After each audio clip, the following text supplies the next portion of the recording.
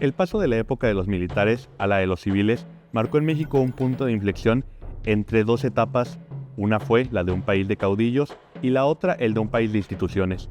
Michoacán no fue ajeno a dichos cambios y empezó a verse su territorio una transformación de un pueblo plenamente rural a una expansión que transformó las formas de vida y organización de los michoacanos. Yo soy Rafael Flores y esto es Michoacán, 200 años, origen y futuro.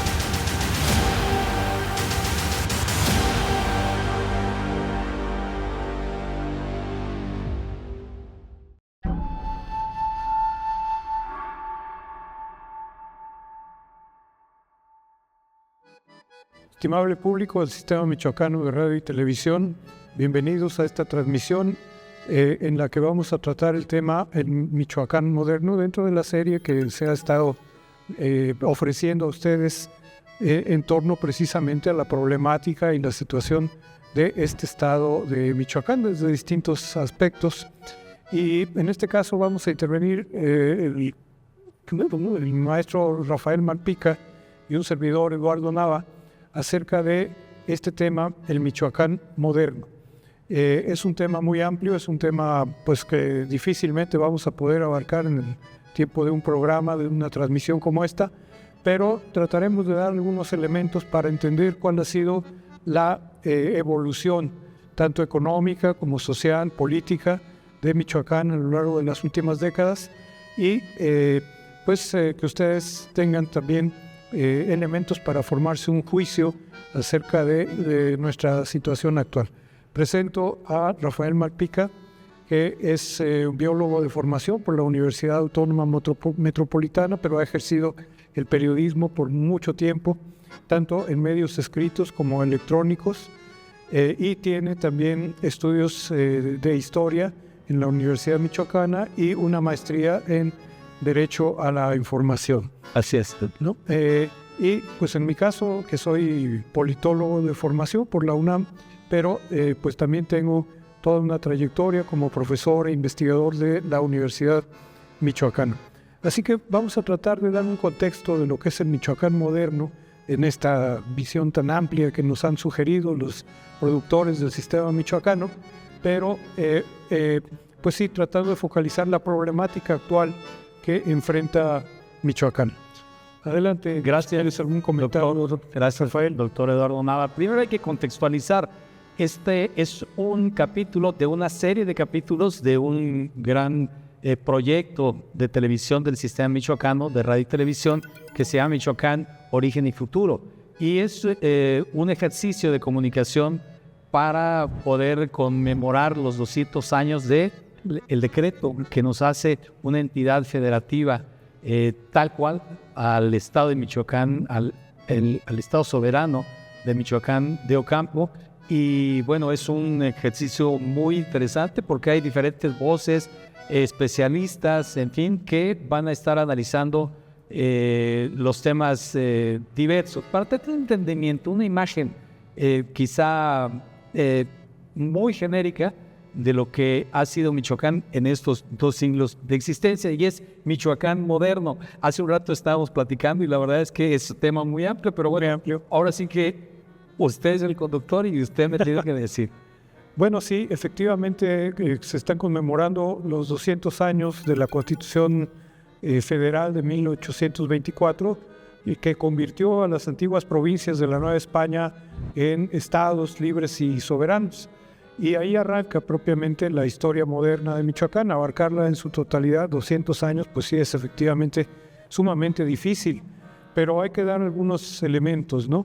Desde luego, Michoacán había tenido ya un papel muy importante en la guerra de independencia, desde pues, que el propio Miguel Hidalgo se había formado en el Colegio de San Nicolás Obispo, en aquel momento en la ciudad de Valladolid, de que algunos de los grandes líderes de la lucha por la independencia, como José María Morelos, también eran originarios de Michoacán, y no se diga incluso Agustín de Iturbide, también originario de Valladolid, pero que llegó a ser quien consumó la independencia y poquito más tarde se proclamó emperador. La consuma, perdón, junto con Vicente Guerrero, Junto que no con hay Vicente Guerrero, del es cierto. este contexto. Es cierto, ¿no? Pero hablando de Michoacán, claro, que siguió teniendo un papel muy importante en esa primera etapa de la vida independiente de México, así fuera, bajo esa forma del imperio de Agustín de Iturbide o Agustín I. Sí, muy por encima, a mí me gustaría decir, Eduardo, en este contexto histórico que estás perfilando para poder partir hacia un análisis de lo que es el Michoacán moderno, que años antes del inicio de la independencia es que se va gestando todo un movimiento en esta ciudad, la ciudad de Valladolid, que se llamaba así entonces y que ahora es Morelia. Hay reuniones de elementos que pudieran definirse como conspiracionistas, los primeros, un año antes incluso, aquí en el centro se reunieron para ir perfilando las cosas. Claro que hay un adelantamiento en los momentos para iniciar la independencia misma, pero eso ya viene posteriormente. Lo que quisiera remarcar es que la génesis, la semilla, se da aquí. Es la cuna de la independencia, indiscutible. Sí, indiscutiblemente, ¿no? Tanto por la conspiración de Valladolid de 1809, Así es. como la participación de muchos michoacanos Y Michoacán. líderes en la guerra de independencia que arranca en 1810, en septiembre de 1810.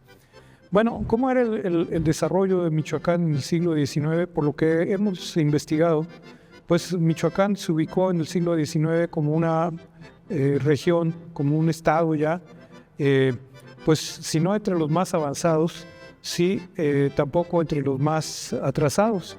Y sí tuvo digamos, una posición intermedia en el desarrollo económico de Michoacán en aquellos años. No podemos dejar de mencionar también pues, la participación de los michoacanos y particularmente de Melchor Ocampo en el proceso de la reforma a mediados del siglo XIX como quizás el mejor ideólogo, el mayor ideólogo de la propia reforma, un colaborador muy cercano a Benito Juárez durante la defensa de la República, de la defensa sobre todo de la guerra de reforma, aunque fue, desde luego, como sabemos, asesinado por las fuerzas conservadoras en 1861. Ya no le tocó ver la etapa de la defensa de la reforma frente a la intervención francesa, pero como ministro, sobre todo de Relaciones Exteriores de Benito Juárez, pues también tuvo un papel muy destacado y por eso ahora nuestra ciudad, que en 1828 asumió el nombre de Morelia en honor a José María Morelos, pues también el estado adoptó el nombre de estado de Michoacán de Ocampo, ¿no? Sin profundizar en temas de historia, porque eso es objeto de análisis de otro de los capítulos, sí tendríamos que referir la situación, la circunstancia de tipo político, económico y social, incluso educativo, para poder entender lo que viene después, con la irrupción de la revolución, 100 años después, por supuesto, y digamos el preámbulo de lo que será el Michoacán, que pudiéramos ya denominar en un franco proceso de modernización. Ahorita estamos definiendo un Michoacán donde seguía habiendo problemas de tipo social, de inequidad en cuanto a situación económica. Había muy pocos capitales concentrados y la gran masa de población que dependía no de un salario, sino de un jornal, de un pago, y que estaban dedicados fundamentalmente a la actividad agropecuaria, poco de minería, pero mucho en el comercio. Situación que no han cambiado casi 200 años después. Tenemos prácticamente la misma división de la economía. Actividades primarias, muy poco, minería, casi nada, agricultura, mucho, pesca bastante, industria manufacturera, en aquel entonces quizá ligada a la guerra, pero ahora muy poca también. A la industria metalmecánica y a la minería, la minero-metalúrgica, fundamentalmente en el puerto Lázaro Cárdenas, en esa parte. La región de la costa. y mucho comercio, servicios, turismo y sobre todo servicios gubernamentales y servicios educativos. Ese retrato que parece antiguo es el mismo que tenemos hoy en día. Por eso yo te explicaba hace un rato antes de entrar a cuadro que en realidad no hemos variado mucho y que las circunstancias de modernidad pues tendríamos que matizarlas con tildes, con comillas o con algo para definir que pues modernidad.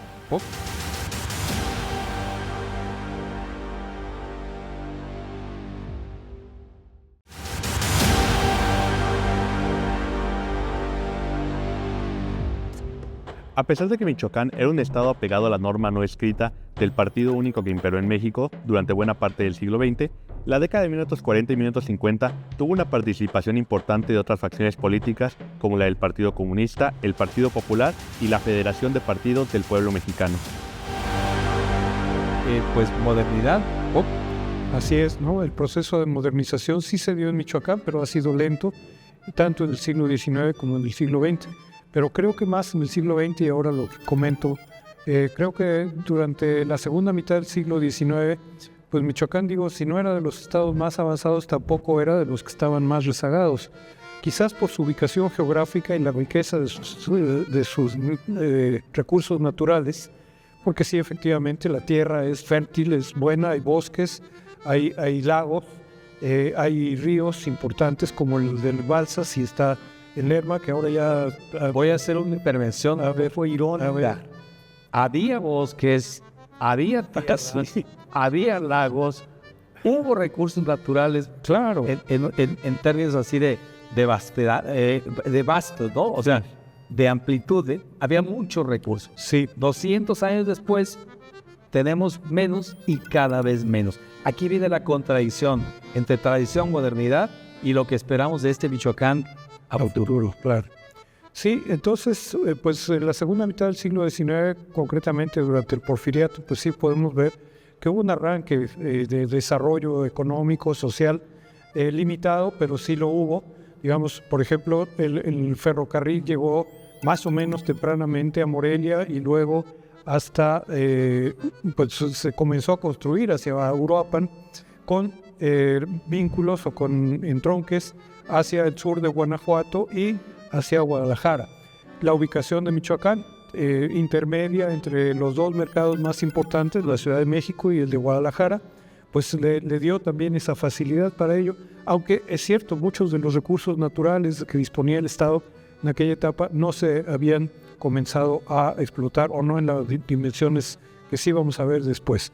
Y ya había cierta industria minera, por ejemplo en Tlalpujahua, aunque esa venía desde el periodo colonial, pero estaba activa todavía, ¿no? la minería, y se habían instalado algunas pocas empresas, por ejemplo en Ciudad Hidalgo la textil de La Virgen, en Morelia otra industria textil como era la de La Providencia, y en Uruapan también la industria textil de San Pedro.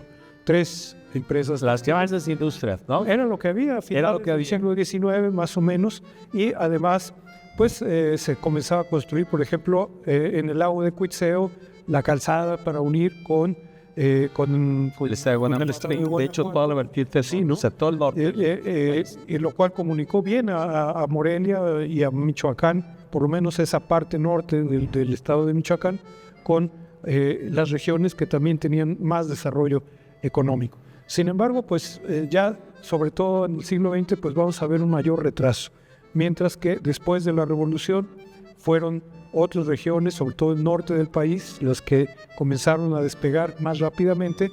Michoacán, sin caer en un atraso total, pues también no pudo avanzar al mismo ritmo que esas entidades, esos estados más al norte, por su vinculación más directa con el gran mercado que es los Estados Unidos, ¿no? Sí, bueno, una parte, pero también hay que encontrar, claro, de parte de ellos, de esas entidades del norte, pero también hay que encontrar una razón por qué no hubo desarrollo en los días posteriores o en los años posteriores a la independencia y justo en la revolución, pues porque faltaba infraestructura. Nuestra entidad sigue siendo una entidad poco comunicada, hay un territorio muy amplio Si vemos el estado, en la parte noroeste y suroeste del estado es la menos comunicada y sigue siendo así.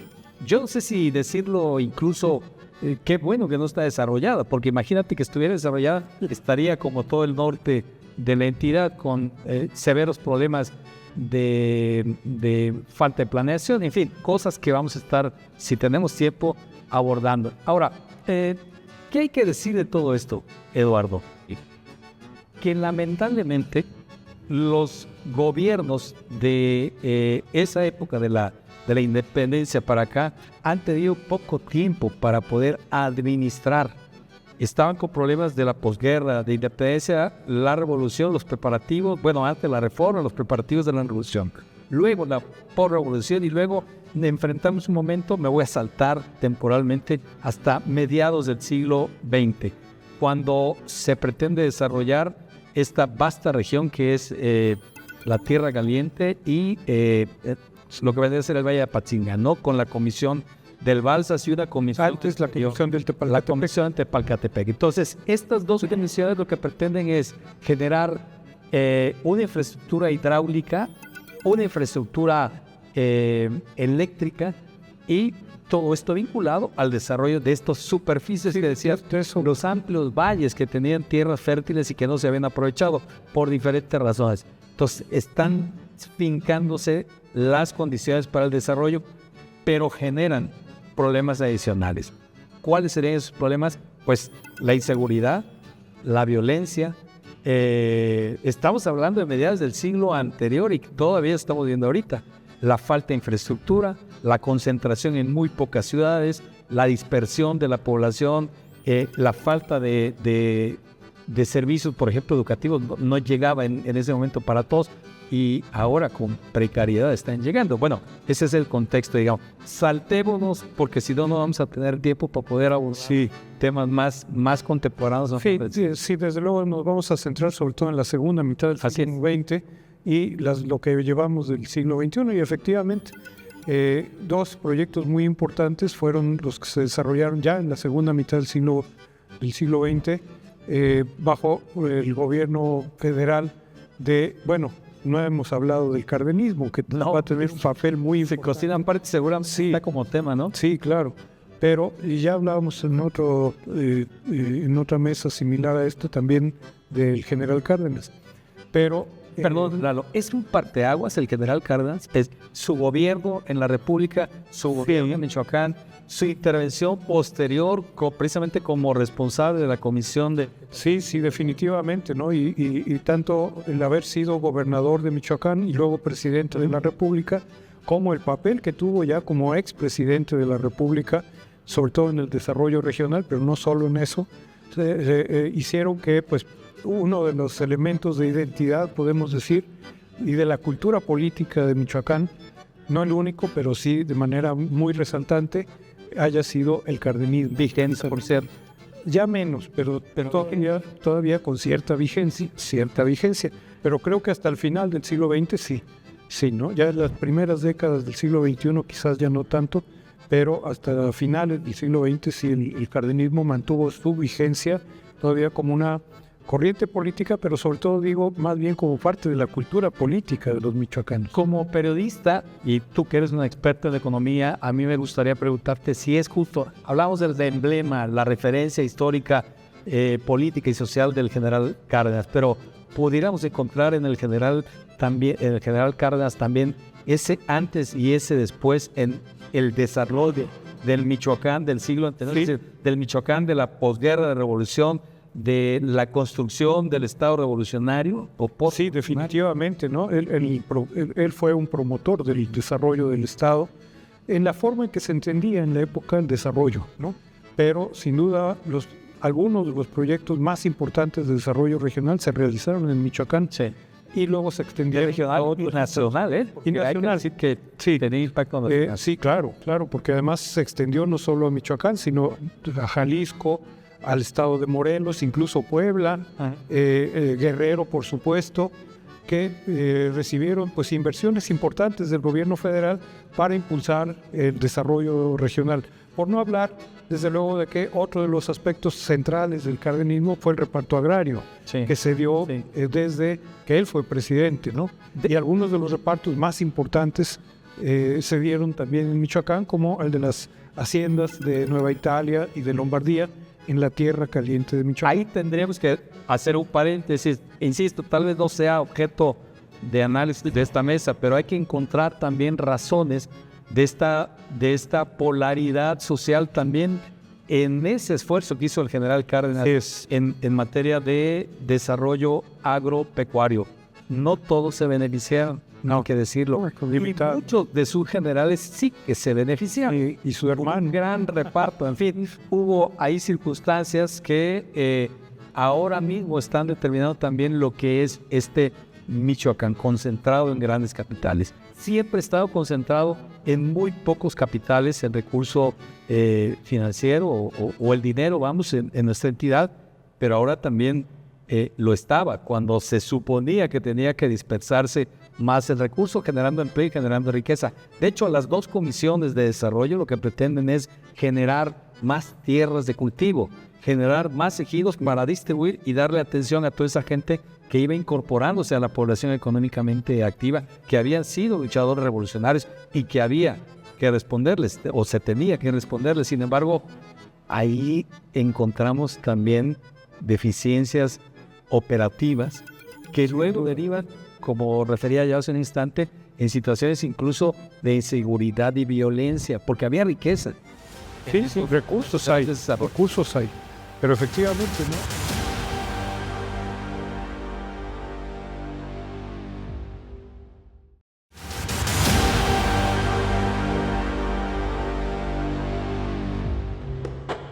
En 1950 se llevó a cabo el 7º censo poblacional en México.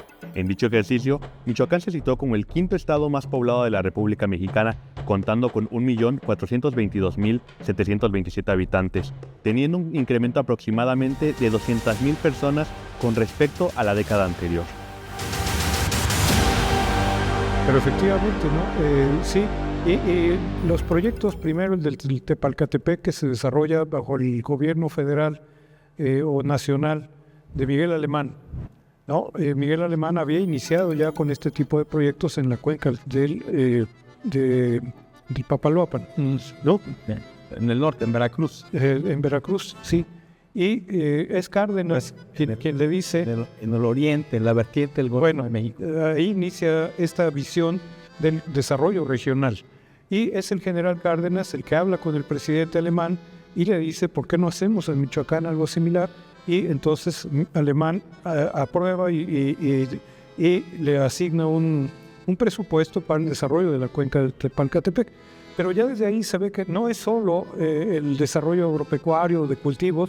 En aquella época el cultivo más importante era el algodón, melón, ¿no? limón, sino, ¿no? No, primero el algodón. Primero el algodón, sí, efectivamente. Primero el algodón. Y ya después vendrán otros cultivos también importantes, hasta la marihuana. Pero para ubicarla temporalmente es en los años 60. Los años 40. En 40. Pero la segunda mitad de los 40 y los primeros 50. Sí. Y no es solo un desarrollo agropecuario, aunque sí es muy importante, con presas tanto en el Tepalcatepec y luego en el río Balsas, sino también de electrificación, porque las grandes presas de Infiernillo y luego de la Villita, pues generan electricidad no solo para Michoacán, sino para una área muy amplia, ¿no? del país. Y también es un desarrollo social, no es solo productivo, ¿no? También es generación de escuelas, de caminos. Sí, no, va aparejado. Hay desarrollo y hay servicios. Servicios sociales, ¿no? Claro, caminos de mano de obra que dan empleo temporal a mucha gente y todo eso, y generan migración hacia Michoacán también. Ahí, si me permite, me detengo en 3 aspectos. El tema del desarrollo agropecuario.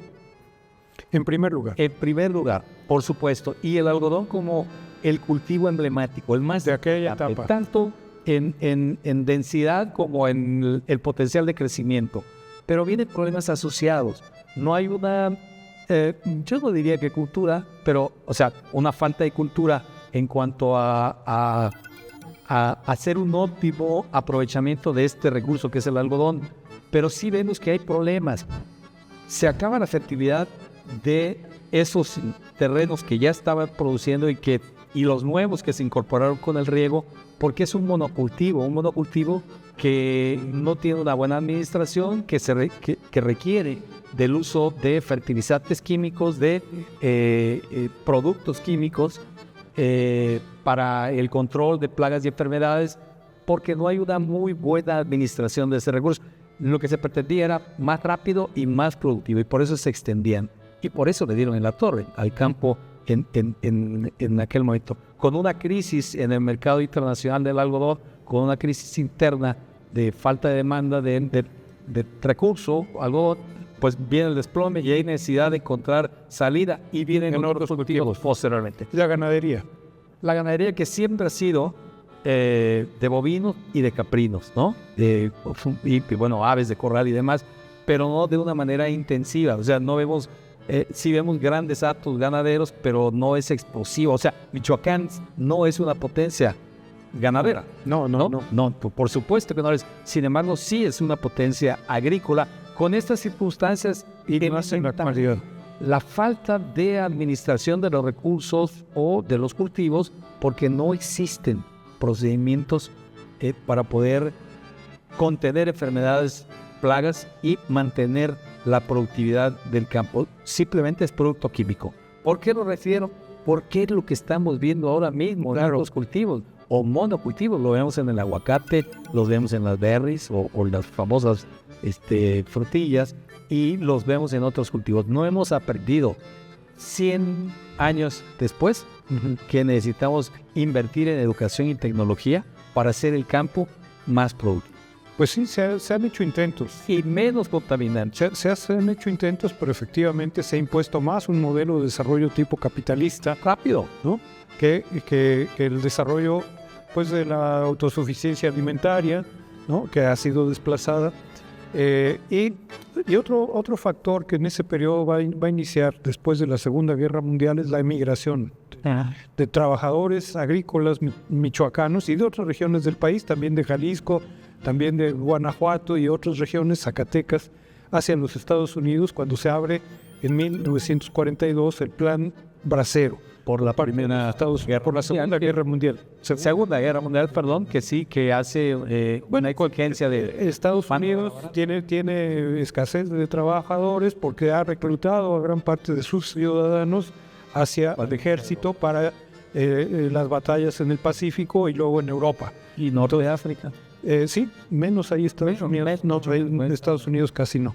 Pero sí en el Pacífico y en el norte, en Europa, pues desde luego una gran cantidad de trabajadores. Ahí esa corriente, ¿no? Empieza la tradición de la migración que duró con formalidad, digámoslo, hasta 1964, cuando se termina el Plan Bracero. A partir de entonces comienza la migración. Se termina. Pero comienza ya como migración indocumentada, ¿no? Porque en el Plan Bracero sí daban visas a trabajadores mexicanos para que se emplearan en levantar las cosechas en los Estados Unidos, ¿no? Mi abuelo ferrocarrilero es de esos. De los que emigraron a Puebla. Sí, de los que pudieron entrar y trabajar con la visa de documento. Con documentos, sí.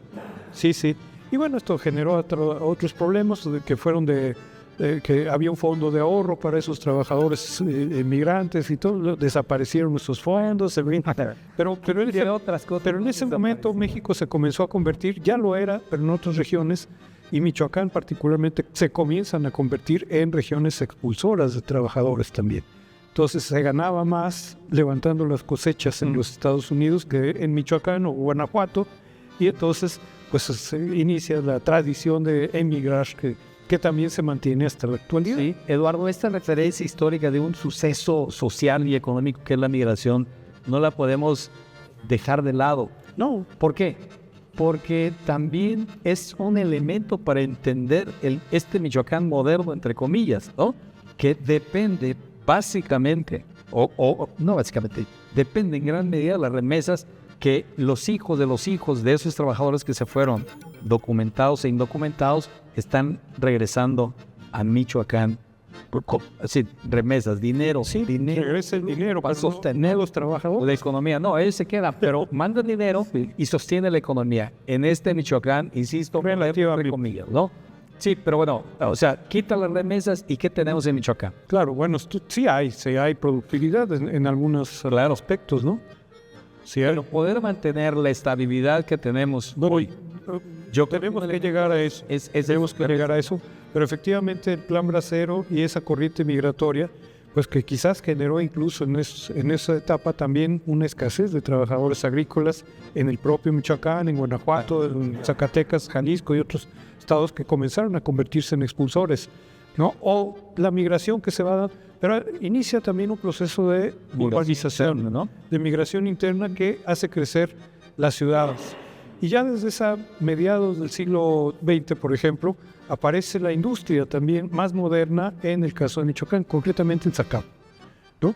En Zacapu, donde se instala esta empresa Celanese, ¿no? Que ha durado, no sé si hasta la actualidad, ya le perdí un poco la pista, pero que por muchos años fue la industria pues, más avanzada que había en Michoacán y la industria química, ¿no? También en Zacapu.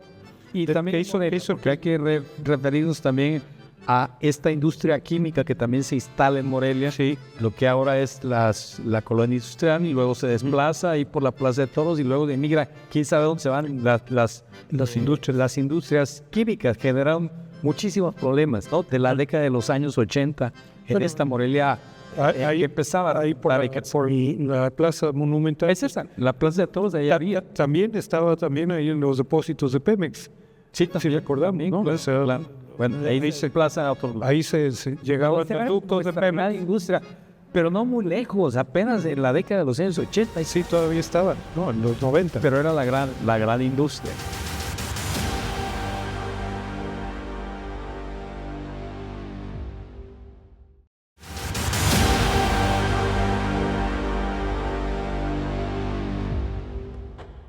El automóvil se había convertido para mediados del siglo XX en un medio masivo de transporte público en el mundo. Morelia no sería ajeno a dicha revolución en materia de movilidad, creando sus primeras cooperativas de transporte colectivo desde 1941. La gran industria. Bueno, no, pero es precisamente ya desde finales de los 70 o desde los 70 que a instancias del general Cárdenas también Lázaro se va a desarrollar la industria siderúrgica para aprovechar los recursos mineros que allí había, los yacimientos de hierro, que eran conocidos también ya de tiempo muy antiguo, pero no se habían explotado, y que había habido algunos intentos de explotación, pero fallidos, hasta que el general Cárdenas nuevamente hace todo gestiones ante el gobierno federal, ante presidentes como Adolfo López Mateos o como Gustavo Díaz Ordaz, para que finalmente se desarrolle un proyecto de aprovechamiento siderúrgico que quedó a la mitad. Quizás muchos lo saben. Eran las truchas en vida del general. Sí. Y luego ya se las truchas después de la muerte de él. Pero quizás no todos lo saben, ese proyecto estaba constituido por 4 etapas, de las cuales creo que solo se construyeron 2. Antes de eso, también como una referencia histórica, hay expertos en historia que lo saben perfectamente, Lalo.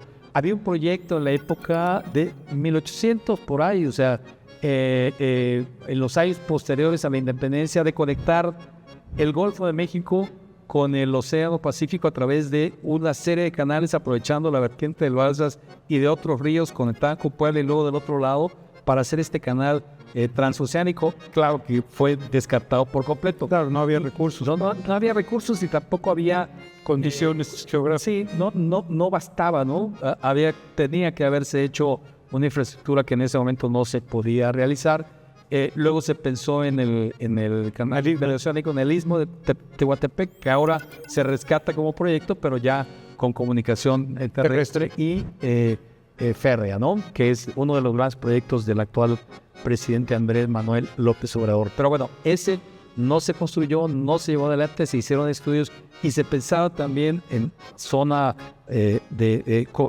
limítrofe entre Guerrero y Michoacán como un gran polo. Sería el polo de desarrollo del lado del Pacífico, y en el Golfo de México otra población. Queda como sitio de desarrollo, por supuesto, Lázaro Cárdenas, con una polaridad enorme, porque hay mucha riqueza en esta industria minero-metalúrgica, sobre todo de capital extranjero, pero hay profundas inequidades, pobreza, falta de desarrollo, marginación de la ciudad. Es diferente a la parte desarrollada industrial. Sí, definitivamente. No hubo una planificación urbana en Lázaro Cárdenas, ¿no? Para nada. Fue aleatoria, fue el crecimiento de la ciudad, que hoy es la tercera ciudad de Michoacán. No, ya sí, tercera todavía, ¿no? Tercera o cuarta, ¿no? Más tercera poblada. Pero ya superó a Zamora, ¿no? Entonces es la tercera ciudad de Michoacán. Pero su crecimiento inicial fue pues muy caótico, ¿no? Eran campamentos de trabajadores que llegaban a la construcción a levantar la siderúrgica. Muchos de ellos se quedaron como trabajadores de la propia siderúrgica, habiendo sido inicialmente trabajadores de la construcción, pero llegaron de distintos lugares del país ahí a sentarse en Lázaro Cárdenas. Un pueblo, una ciudad nueva en los años 70, ¿no? Algo similar a lo que había ocurrido durante el Porfiriato en Torreón, por ejemplo, con tendidos de las vías férreas y todo eso. Pero ciudades nuevas que brotan en donde casi no había nada. No había nada, había pequeños poblados y poblados pequeñísimos, ¿no? Era poblado de pescadores. Sí, pescador, aprovechando el recurso pesquero, ¿no? Así es. Con una gran historia de asentamientos de origen náhuatl, que aprovechan toda la vertiente de la costa, porque hay que decir, en la época de antes de la conquista española, o que ahora ya no sé cómo se llama, si es conquista española, ya no sé cómo se llama. Bueno, tú eres historiador. Pero bueno, pero oye, ha cambiado tanto. Sí. Antes de la presencia española en lo que es el territorio ahora mexicano, había una influencia y sigue habiendo una influencia de comunidades indígenas nahuas, ¿no? Claro, había en la costa, sí, en la costa, que también abarca Colima. Creo que una parte, creo que una parte de Jalisco, ¿no? Efectivamente, de comunidades nahuas, no purépechas. No, náhuatl. O sea, sí. de los mexicas del centro del país. Que se conservan todavía hoy, ellos pues, mantienen su identidad náhuatl. No, por supuesto, porque además no solamente somos purépechas, no, exacto. Hay otras. Hay otras etnias y una de ellas es la náhuatl, sí. Bueno, ahí vemos cómo, aunque ya el general Cárdenas había muerto, sin embargo fue a instancias de él que se desarrolló ese proyecto, ese polo de desarrollo se le llamó, o se les llama. Se sigue llamando. Sí, se sigue llamado doctor. Sí. Yo llevo 30 y tantos, o casi 40 años dentro del periodismo, y siempre se hablaba del gran polo de desarrollo que era Michoacán, que era Morelia, que era Lázaro Cárdenas, y sigue siendo un polo, es decir, con potencial de desarrollo. Nunca ha detonado, nunca se ha terminado. Siempre hay como un proceso y hablamos de potencialidades. Por eso es el tema de la modernidad. Claro. O de la falta de ella. Claro, definitivamente. Pero, bueno, ese que es también un enclave industrial, podremos decir, que inicialmente estuvo en manos del Estado mexicano y después, ya en el periodo de Salinas de Gortari, pues se privatizó, ¿no? Se vendió a empresarios de Monterrey y estos luego vendieron a empresarios de la India. Presionados, por supuesto. Teníamos que vender, o sea, obligadamente. Bueno, pero ya el desarrollo minero metalúrgico no fue el mismo que se había pensado y ha venido a menos, digamos, ¿no? No logró despegar en el nivel que se pensaba. Por eso hablaba yo de que inicialmente la siderúrgica eran cuatro etapas que se iban a construir y solo se construyeron 2. Sí. Ahora, a ver, ahí Eduardo, con ese gran puerto que era una infraestructura para el desarrollo, para la modernización o modernidad de una entidad como Michoacán, precisamente por eso se construye, ¿no? Para poder generar riqueza, producto, en fin. Podríamos perfilar entonces que Michoacán sí se acercó a un incipiente desarrollo moderno y que en el camino se ha quedado. Sí, yo creo que ha habido planes de desarrollo, digo, desde el siglo XIX para Michoacán. Sí, por supuesto. Sí, pero han sido muy limitados por distintas razones, ¿no? Sí, las comunicaciones son parte de ello, la geografía no ayuda mucho, es un terreno muy montañoso, ¿no? Etcétera. No tiene ríos navegables, el río más grande, el de las Balsas, pues gran parte no es navegable, ¿no? Es una corriente muy fuerte, o era, ahora ya está muy seco, ¿no? También con esta sequía que estamos viviendo, ¿no? Ya casi no, pero bueno, el río Lerma, pues también ha venido... Sí, son las dos cuencas importantes. Son las dos cuencas, ¿no? Y muy contaminada la de Lerma. Las dos, también la del Balsas, Sí, que es más copiosa. También. Pero la del Lerma... A ver, una pregunta capciosa para el doctor en economía. ¿A dónde Yo soy doctor. Doctor, al politólogo, pero bueno, está la Facultad de Economía.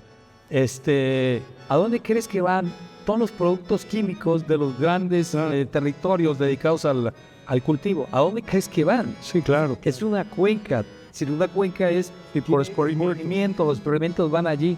Por eso digo que está contaminada y está contaminada. Claro, aunque es mucho más caudaloso el Balsas que el Lerma, ¿no? Claro. Lerma, claro. Lerma es lento, así. Sí, ¿no? Pero más pequeño, más corto también. Sí, junto con esta imagen que pretendemos perfilar rápidamente, casi un plumazo como una fotografía, Eduardo, hay un tema que cada vez cobra más importancia como detonante de otras oportunidades, pero también de otros problemas. Y me refiero a la siembra de enervantes, es decir, a la siembra de marihuana y a la siembra de amapola en estos territorios vírgenes de Michoacán, en la parte, decíamos, del noroeste y suroeste, aprovechando la incomunicación, y que van a determinar un Michoacán diferente. Sí, este Michoacán con grandes obras de infraestructura hidráulica y de generación de electricidad, incluso carreteras, ¿no? El ferrocarril, pero acá va ganando, se va posicionando como un elemento muy importante para la economía regional. La siembra de estos estupefacientes, pero después el tráfico, es decir, la distribución de aquí hay que desplazar a otro lado, y ahora mismo, más en el pasado, ahora mismo también, pues la transformación de esas materias primas en productos de otra naturaleza. Es decir, no se van matitas, ¿no? A Estados Unidos, ya se van procesadas, ya se van empaquetadas. Y todavía eso se sigue haciendo en Michoacán, cada vez menos, pero sigue siendo un problema. Este problema, ¿cómo impacta al desarrollo y a la modernidad de esta entidad que decimos moderna y que no lo es?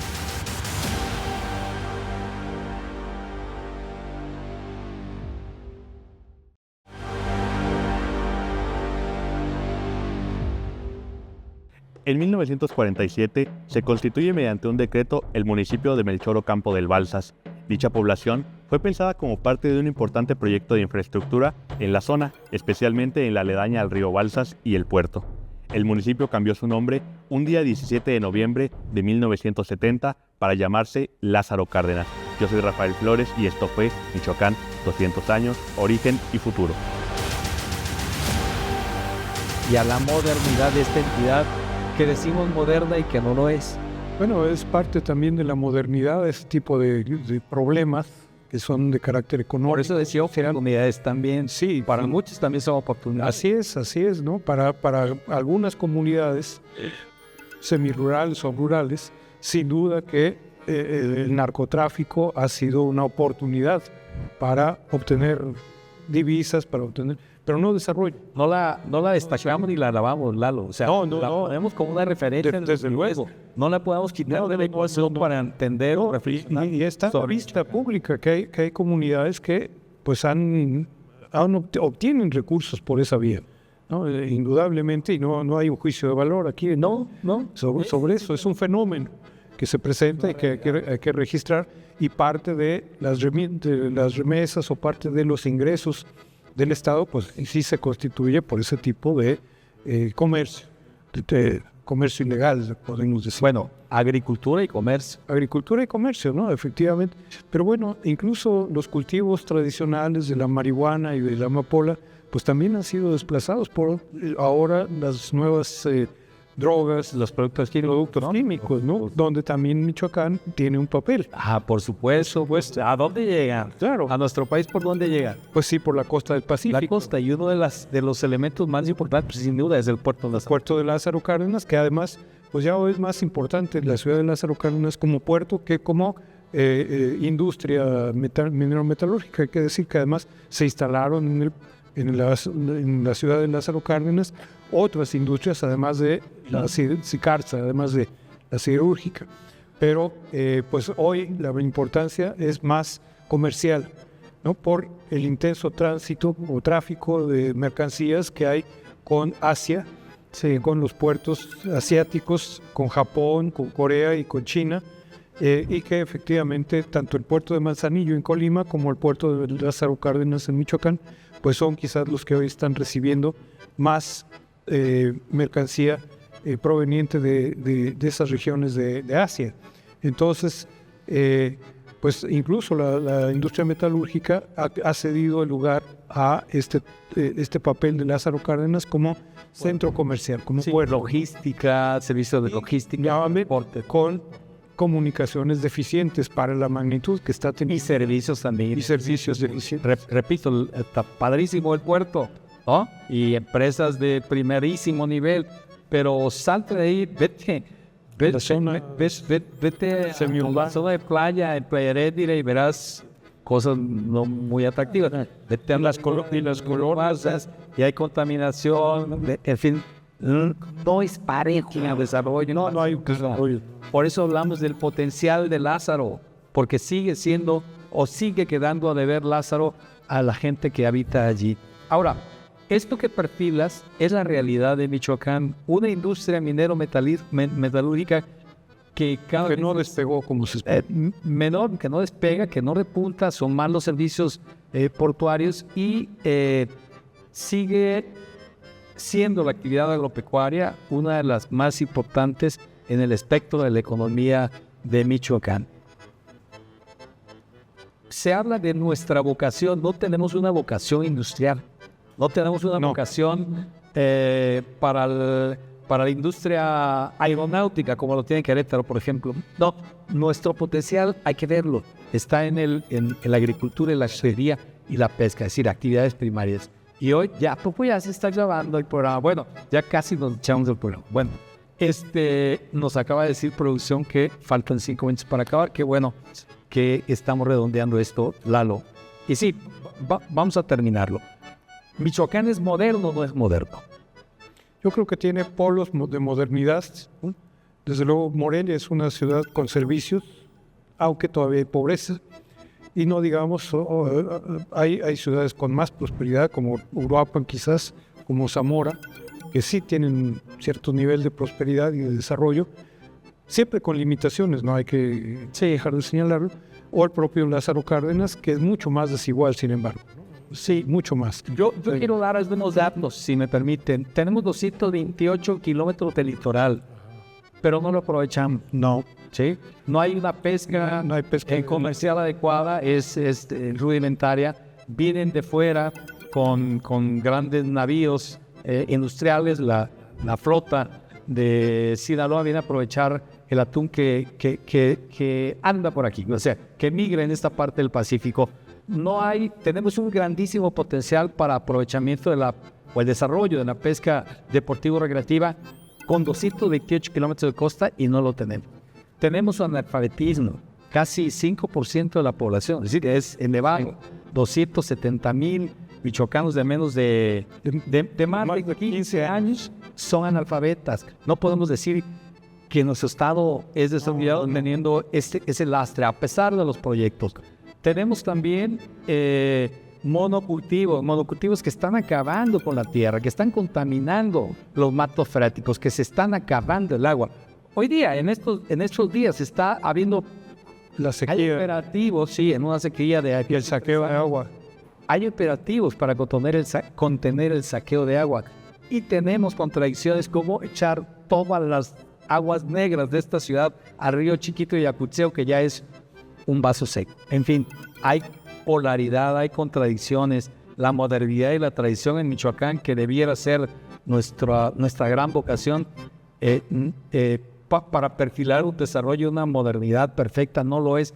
Hay una colisión. Mi resumen, si me permite hacerlo antes de los cierres, es que Michoacán, la modernidad está todavía como una aspiración. Sí, si vemos en términos generales, Bueno, los indicadores sociales nos lo marcan. El desarrollo humano nos ubica en el lugar 29. Sí, de las 32 entidades. 32. De 32 entidades.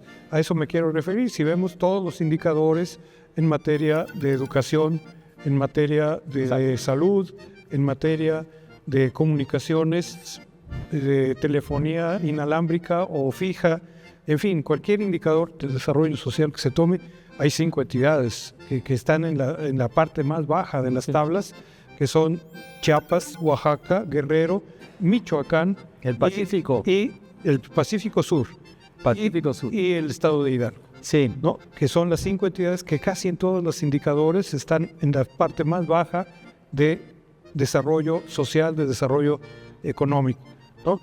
Y Michoacán, aunque tiene algunas ciudades con nivel más o menos aceptable de desarrollo, digo Zamora, Uruapan, Morelia, desde luego, pues todavía es campo de gran desigualdad y de expulsión de población. ¿Me dejas hacer una última observación? Por supuesto. ¿Sí?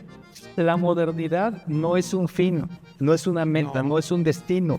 La modernidad es un proceso. El problema es que nos hemos quedado en procesos, digamos, en situaciones, circunstancias y momentos en estos procesos de modernización. Hacía yo la referencia del desarrollo agropecuario y los problemas de hacía 100 años atrás y son los mismos ahora. Teníamos bosques y hoy no tenemos bosques. Teníamos agua y hoy no tenemos agua. Teníamos posibilidades de figurar en industria minero-metalúrgica y ya no lo somos. Yo ahí me quedo. Sí, reitero, no es un Estado moderno y el proceso nos debe encaminar hacia lo moderno. Pues era lo deseable, ¿no? Que no se ha logrado. Y pues ya nos indicaron que nos vamos. Bueno, nos queda despedirnos entonces del público del Sistema Michoacano de Radio y Televisión y agradecer a la producción y agradecer a los encargados. Al maestro Sergio Pimentel, que es el director general del Sistema Michoacano, pues la invitación a participar en estos programas. Estén muy bien todos. Nos estamos viendo. Gracias a todas y a todos.